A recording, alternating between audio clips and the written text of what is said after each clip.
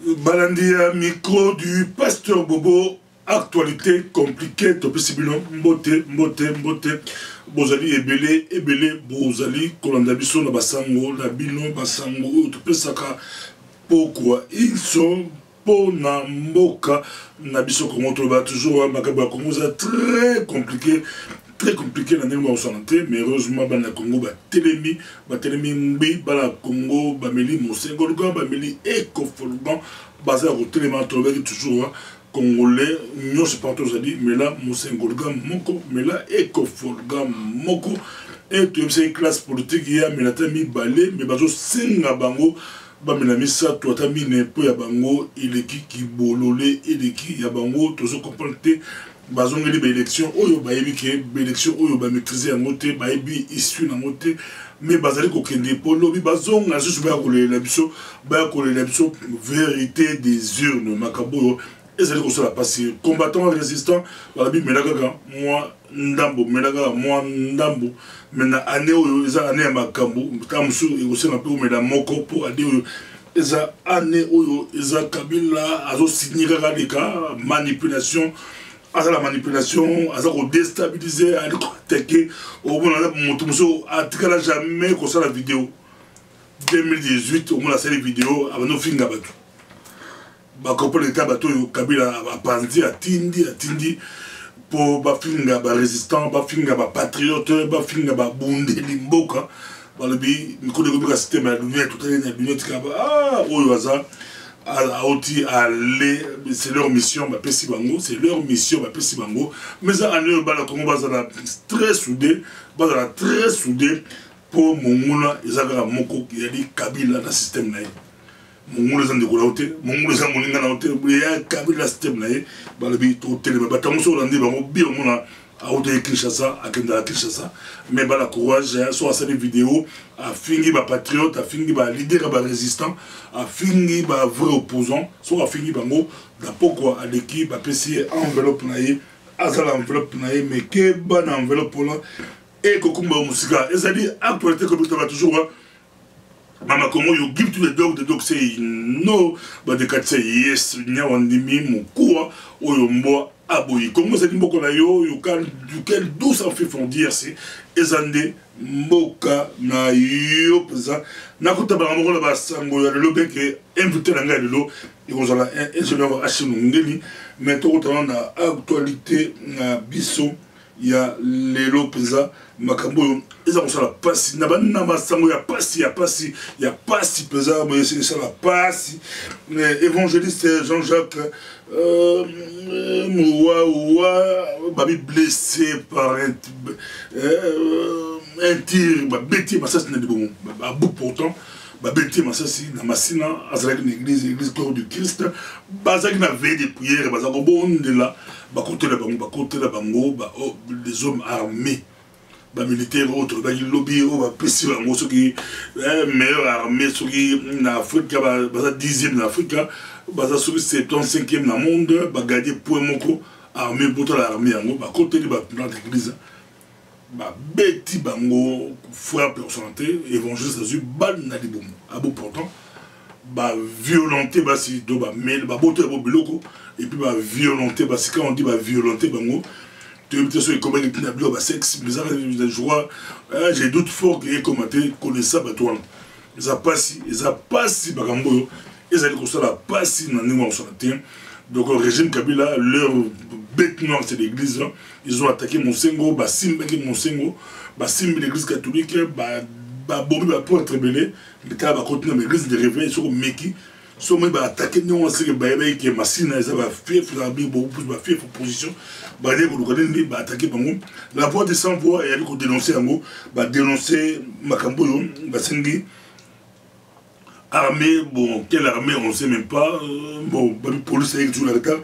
Police avec la même maille qui j'attends, ça va, Botoli, Biloko, violenté, Bassi, Betty, évangéliste, Massassi, Nalibomo, Makamboyo. Ezali ko sala pasi dans n'immo santé l'église, l'église des rassemblés, l'église terroriser l'église, le régime, les prêtre, attaquer les pasteurs, les côté musu baliko corrompre au moins ba pasteur pe lokuta bazobima ba pasteur lokuta au moins bazo le kaba media pour finga batu ba pasteur lokuta musala banko critiquer batu ba pasteur lokuta bazobimisa bango ba pesa bongo po ba attaquer ba résistant ba attaquer ba opposant wala ba pasteur penza lokuta leur mission ngwana ba pesi bango mbongo car ndenge bazola biso ba makolokuta ngola ba kenela kota régime il y a des faux pasteurs ba bimisi bango pour jouer il y a relayer ce peuple, il y a quoi endormir le peuple. Mais côté monsieur sous bazo meka masasi ba contre les gens d'église ba menacer et ça passe makamboyo et ça dit passi na ndenge moko il y a ko sakanate to ba lobi gizenga en tout cas etanaye ils a critique etanaye ils a critique selon la libre Belgique il y a ces menus état critique mais bon on est toujours dans la terme médical mais stable selon la libre Belgique la clinique universitaire en Belgique depuis là mais en tout cas à 92 ans et puis d'autres comme moi n'ont occupé avion à comment quitter la Belgique mais bon là c'est qu'ils ont plusieurs fois à Koufa balonsa liwana ye babiliwa ya montu na beaucoup nzambe quand tu vas qui famille en monde quoi on sait liwa ya gizenga et non bateau misusu ezali actualité compliquée mangaba Congo to baki année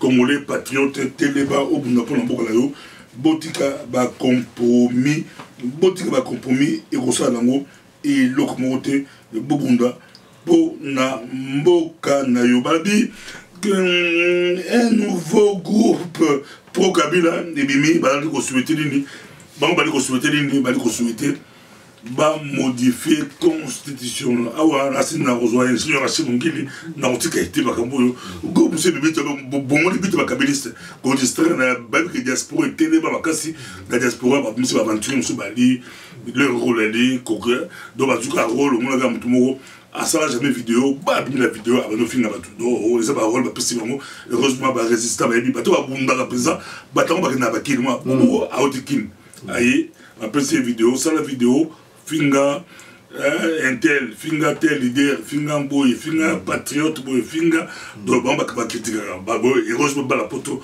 ba yebi bango ba do ba mbongo parce ba zo ba mbongo na bango na ba zo ba mbongo yebani mais awa groupe monsieur bimi ba misi groupe pour la Kinshasa ba groupe PPRD ba jeune PPRD ba zo militer pour le changement de constitution mais ça actualité compliquée yo venir là-bas c'est quoi dans le bi. Donc la demande, on a la poto normal. Parce que la poto, il y a beaucoup de Congolais, américains, belges, français, nationalité. On va lutter pour la double nationalité. Dans la bien, aux Hollandais, double nationalité, moi, famille. Donc demande double nationalité et contre la Congo.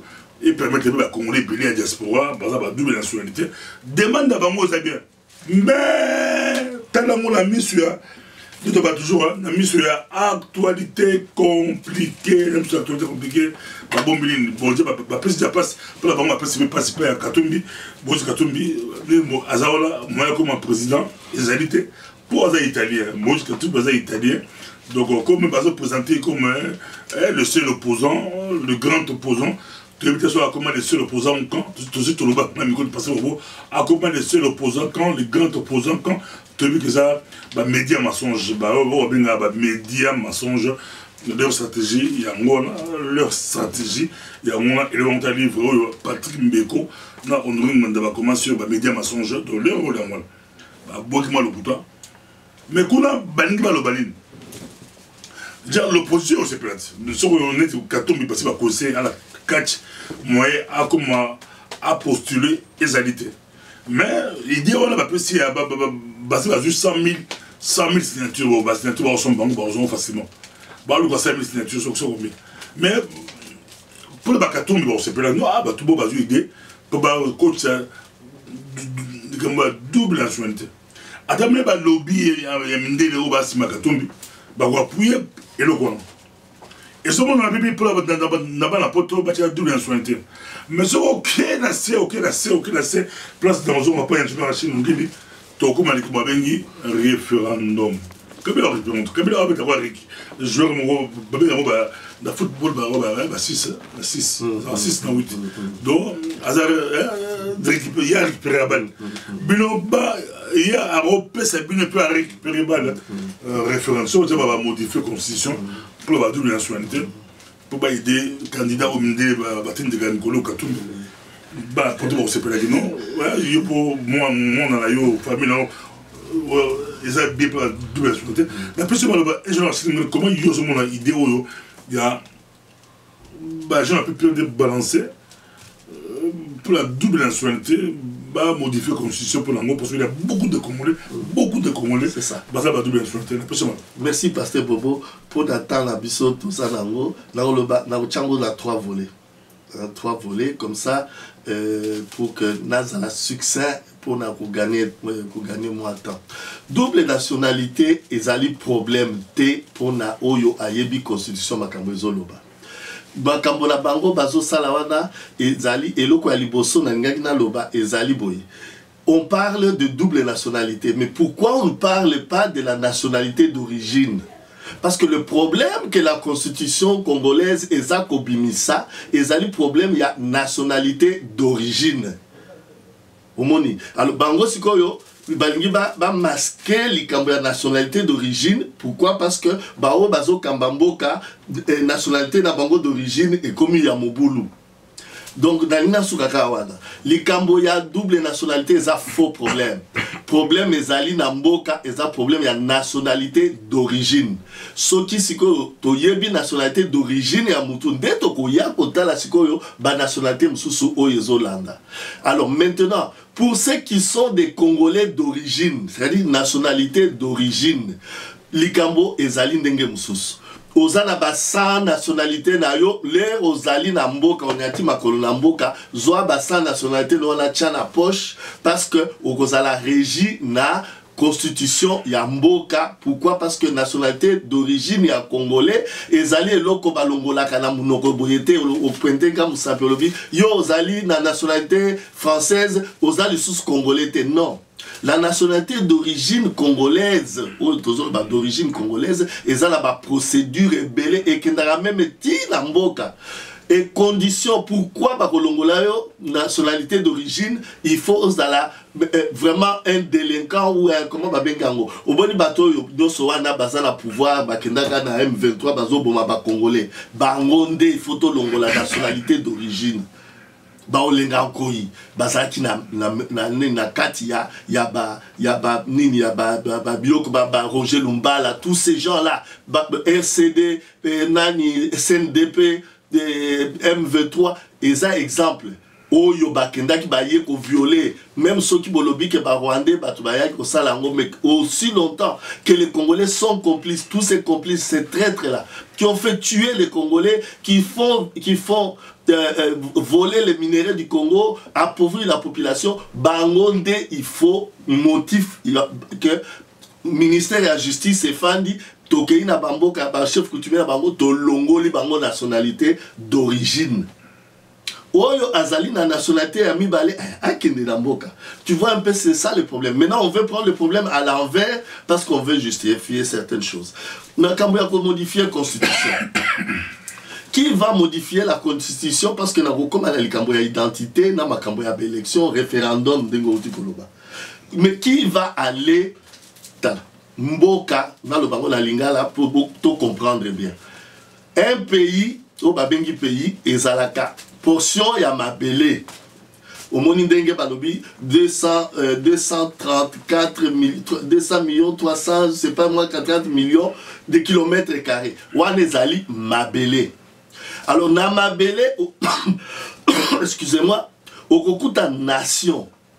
La nation, c'est la population qui est là-bas, qui est organisée en Congo, Léopoldea, Kokuta, Royaume, Pende, Empire, Luba, avec Kokuta, le Nwandi, les tétés là, les balouba, tout ça, organisé en royaume ou en Netina Kivu, Basalaki déjà na baroi. Mais pas besoin d'apprendre pe baroi Basalaki. Alors maintenant, c'est ça ce qu'on appelle la nation. La nation se met d'accord pour dire voilà, nous allons former un État.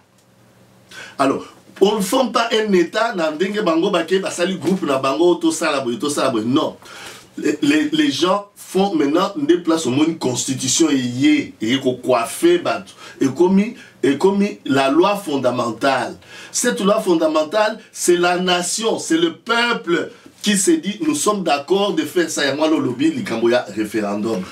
Au moins, dans le référendum, dès que l'élection est comme il président, quelqu'un ne peut pas. Nani, mon côté, à modifier la constitution, sont une nation où il y a des garants, la constitution, nous à lobby la constitution. C'est pourquoi on a un forum et un consensus pour que tout ça. Makambo ya transition, pouvoir la transition de na compliqué tout ça bon il y a très compliqué comment au moins ba kabiliste bango bazo kende ba ba tia katumbi pour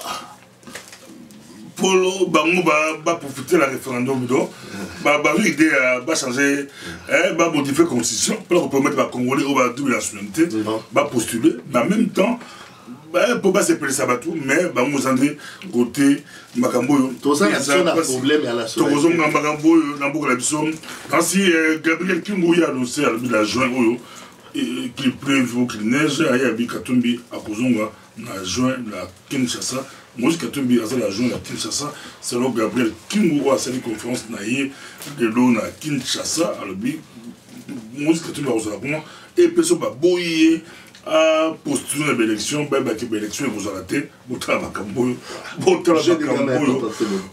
ingénieur un jeu de gamins, vous travaillez la distraction, élection dans Mboka, ce qui tout le monde a été. Donc, il faut que la canaille, Makambo, on peut s'imboire à Boyi, Makambo, le jeu de gamins, le italien. Pas tout le monde zambien, mais des autres ceux qui ont été élection et qu'on a été élection pour Salango, ceux qui ont été voilà c'est le Gabriel de Kingu Ozali représentant ensemble na Lubumbashi ou na Katanga. Actualité compliquée, autorisé et Félix Tshisekedi à ça la meeting naïe, meeting on les a sauté, boya meeting on a en tout cas groupe monté opposant.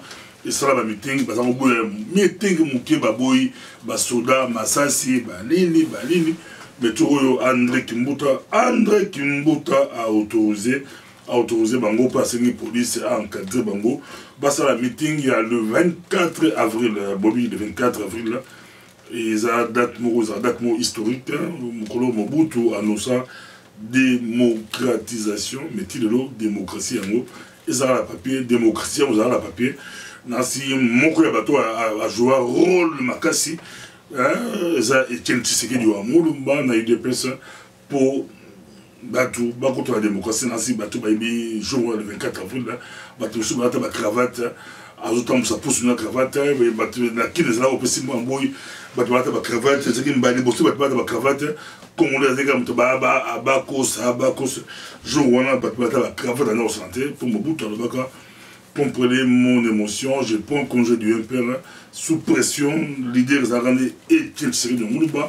Donc on a dit dans le quartier Sainte-Thérèse et on a Mbali Bosso, Félix à la campagne depuis a commis président, il y a UDPS. Donc comme président, il y a UDPS à la campagne naïe. En même temps, à Zabé Moko avec un candidat président, Bali Kota naïe, où il y a le Bakité, le Batounaï, tout basé avec un proche naïe. On a ce qui a reçu la discours par rapport à programme vision na côté élection présidentielle et puis peut-être des accords trouvés sur le rapatriement accord peut-être à quelque chose sur le rapatriement accord c'est à repasser sa date et vous en avez à calmer un militant pour passer la trêve politique pendant que on est aux la Kinshasa pendant 2 jours voilà moto a menacé moto te ata au monimende aye kotala corps tikaye ata la corps posa ba ils ba corps ba signé ata ye Kabila ye ko menacé était mais c'est Kabila boya ndi mo question ba tali ko se poser est-ce que Kabila ko a risque wana aya est-ce que bana IDPS ba on dit ma trêve voilà ba mo na Kabila ye mo ko aye kotala ibembe et ko la provocation et ko la comment makambo. Donc, Félix Tshisekedi na liberté la Sainte-Thérèse et vous allez au Pessi Mboa Aboyi. Donc, vous savez là, année oyo, ingénieur Rachid Ngeli, mais ça pense année ya Makambo. Donc, vous savez année oyo, ça dit micro du pasteur Bobo. Actualité compliquée, balobi. L'actualité est très compliquée dans Negemoko. Il y a ko sakalante. Tout le monde. Micro du passé au bout na Washington, aux États-Unis d'Amérique, aux Greensboro, na Carole du Nord, où les années micro du passé bobo gospel. Pour se rappeler la gospel, Ming Baye, Bob Bayebi, monsieur Baye Barabente, toute la partie gospel, la partie gospel, tu es invité na Greensboro, dans la 15e anniversaire de l'église Change the Nation, il y a Bishop Patrick Mubobo, qui est du 2 au 3 juin, aux États-Unis d'Amérique.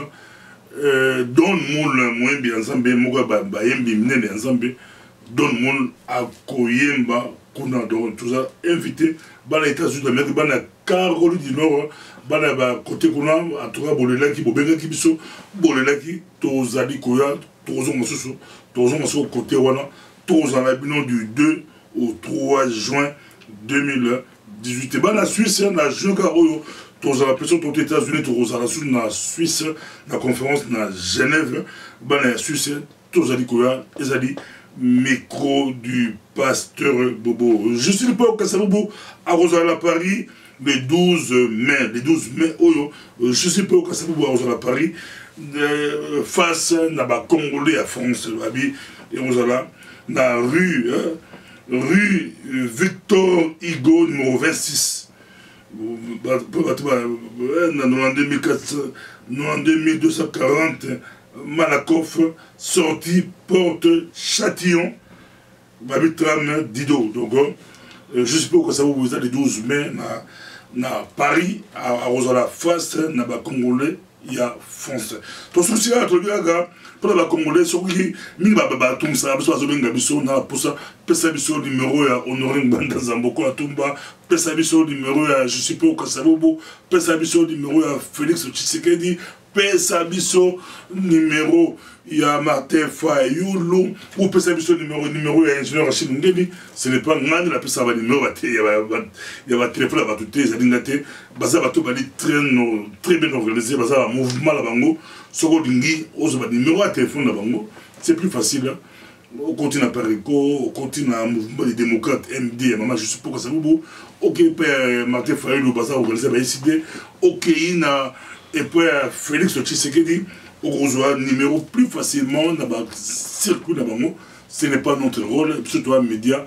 Nous avons la contact, ni la zone qui ont évité, nous avons un numéro là-bas, je n'ai pas leur numéro.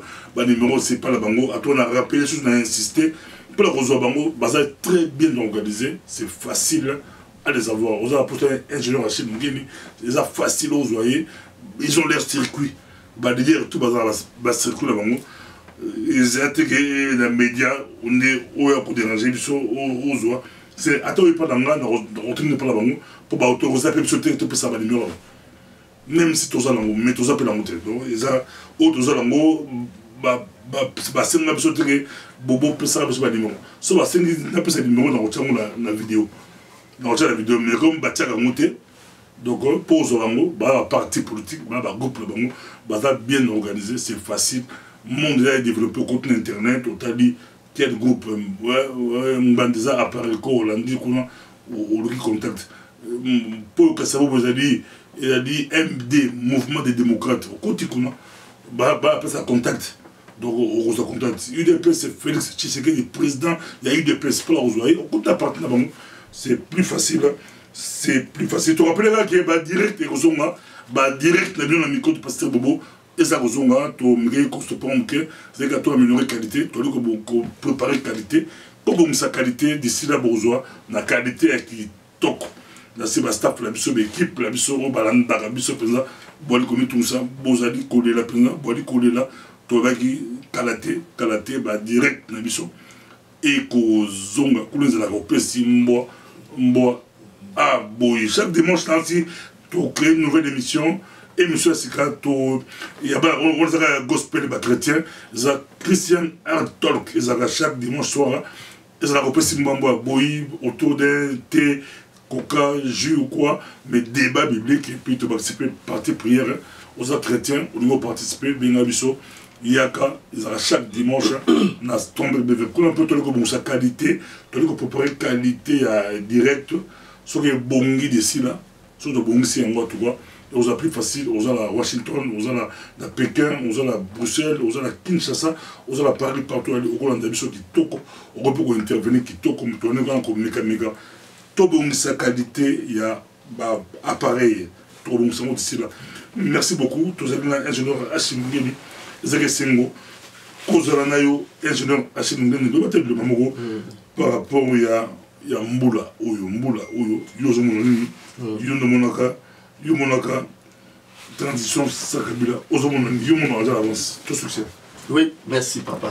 Mbula Oyo ezali, Mbula Mibale Otolekisi, Ezaba Mbula Oyo, mokili mobimba etala epesaki po baye ba capacité nde ya ndenge ya ba congolais ya kozwa ba solution pour na mboka mais mbula oyo to se concentrer na likambo etali forum na biso ya consensus kuna nde to kozwa consensus pour que tu créer contre-pouvoir wana yango nde ekopesa mokili mobimba aux possibilités ya kopona ba oyo bazoboma biso d'autres bengi ba bourreau ou kopona biso ba victime ba kolo mabele nde likambo oyo photo sukisa nango wana makambo ya élection ezali likambo ya tobo sana transition tokosala ekosala ba élection après avoir sécurisé mboka na ko identifier ba congolais likambo ya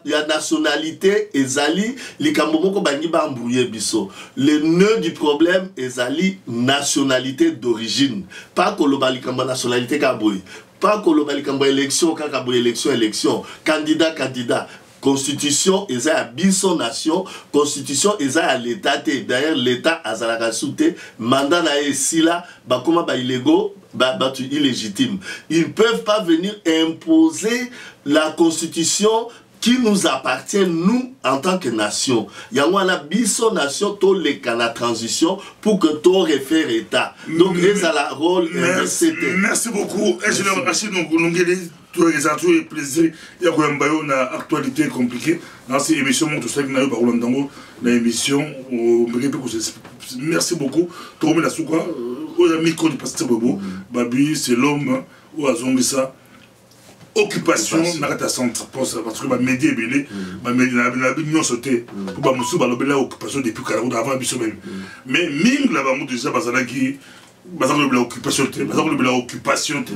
Mais mon doigt zong ça pour occupation la solution na gata centre na bali la tondolo les amis côté pasteur babi to zong là soki bon mon doigt la occupation te bola te ba lunette donc na le côté ba lunette donc comme vous avez moi mon doigt la occupation te on la te ba lunette autant lié que ça merci beaucoup Ezalaki le micro du pasteur Bobo, prochainement. Merci. Plus. Merci pasteur Bobo, merci Vandé.